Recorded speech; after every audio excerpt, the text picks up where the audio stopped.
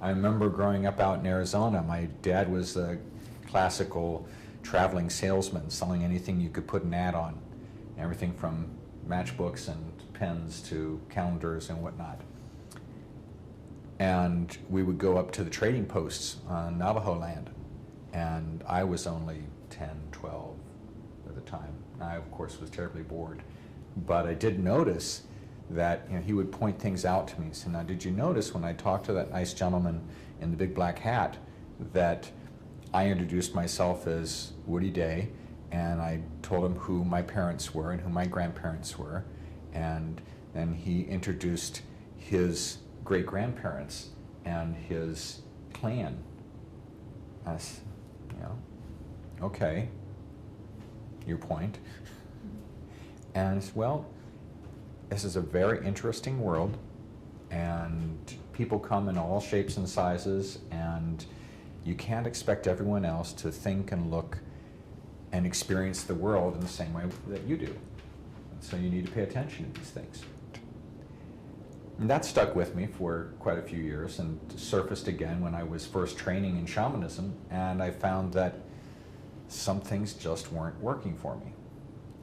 So getting back to this thing about post-tribal shamanism and the difference between the tribal and the post-tribal shamanism is that in a tribal context, if Candace here is having bad dreams, okay, as the shaman of the tribe, I'm probably already aware of that.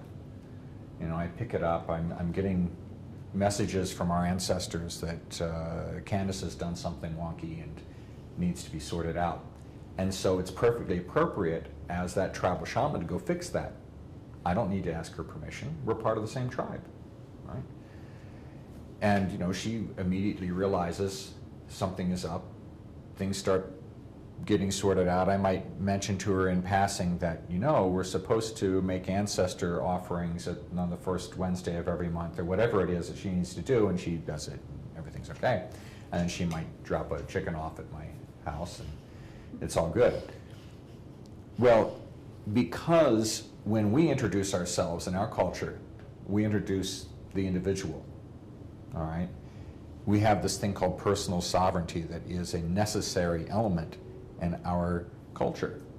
And so for me to treat someone like that in this society would be to take their power away. It would be like walking into your house through the front door, going in, helping myself to anything, the refrigerator, the liquor cabinet, go in and snoop around in your closets, and then walk out. Completely inappropriate. Now for the Eskimos, I understand that's just fine, no problem.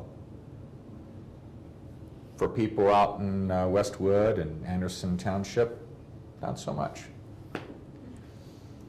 So while we owe a great debt of gratitude to our tribal ancestors, we also need to recognize and acknowledge how things are for us now.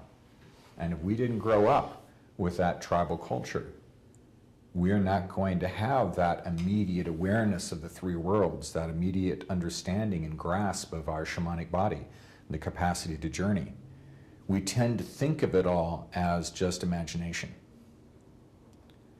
And yet, this is work that can have a significant healing impact on people's lives. I often get asked the question, I'm sure people have run into this as well, is it real? And that's really kind of the wrong question, because you're not really asking, is it real? You're asking, does it look just like this? Does it feel like this? Does it taste like this? Does it smell like this? No. I mean, if you got a vacation and you went to Tibet next week, and you came back, and your friends asked you, was it just like Cincinnati? No. Right. But they have great prayer flags. And the thing about shamanic journeying is that it isn't just like this. The experience is not the same. For many of us, I'm not terribly visual, in spite of 4 years of art school. So for me, it's a much more kinesthetic, Gnostic experience. I can feel what's going on, I know what's going on, and I respond to it, and things happen. But I don't see it. It's not a visual experience for the most part, other than little snippets. Okay? Whereas other people it's a completely visual experience, and they're telling me, oh yes, the world tree looks like this, and it's got this smooth bark, and it's all wonderful, and so, oh, must be nice. I can't go there. You know, we all have our limitations. The important thing about those experiences is that the changes, the experiences that you have in those altered states and in those other realms when you're journeying, if they have a deep, lasting effect on your life, if they help you heal from profound soul-level wounds and help you change elements of your life that you want changed, then they are real. And essentially, that's what I mean by post-travel shamanism.